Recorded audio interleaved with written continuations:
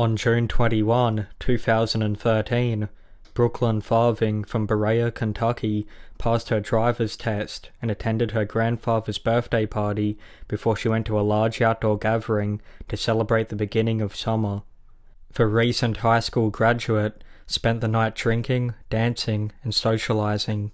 She had planned to stay at a friend's house, however, the friend had changed their mind, opting to instead spend time with a male partygoer, causing an argument between the pair.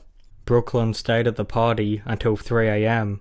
She had no ride home, so she and a male classmate asked another man if he would drive them to their homes, which the man agreed to.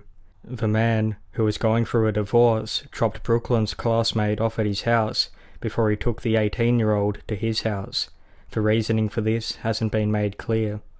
The man's home was in foreclosure, and the water and electricity had been shut off. Brookelyn did not want to be at the home, and had messaged both of her sisters to see if they would come and pick her up. However, one was in no condition to drive, and the other did not have a driver's license. Brookelyn next texted her ex-boyfriend. He was working the night shift at a factory and said that he would pick her up at 6 a.m. Brookelyn seemed okay with waiting. She mentioned that the man had gone to sleep in his bedroom and she was sitting on a couch, smoking a cigarette. At 4:26 a.m., Brookelyn texted her ex-boyfriend again. Her tone had dramatically changed. She said that she was scared and begged him to hurry up and come get her. Unfortunately, by this point, her ex-boyfriend was busy at work and did not see the message immediately.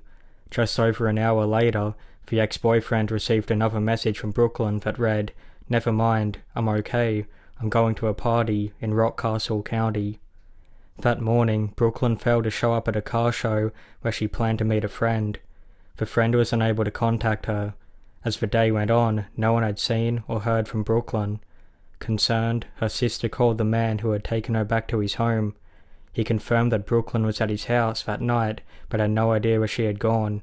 He claimed that he had gotten up early, and when he returned at 7 a.m., she was gone. 15 minutes later, the man called again, with more details.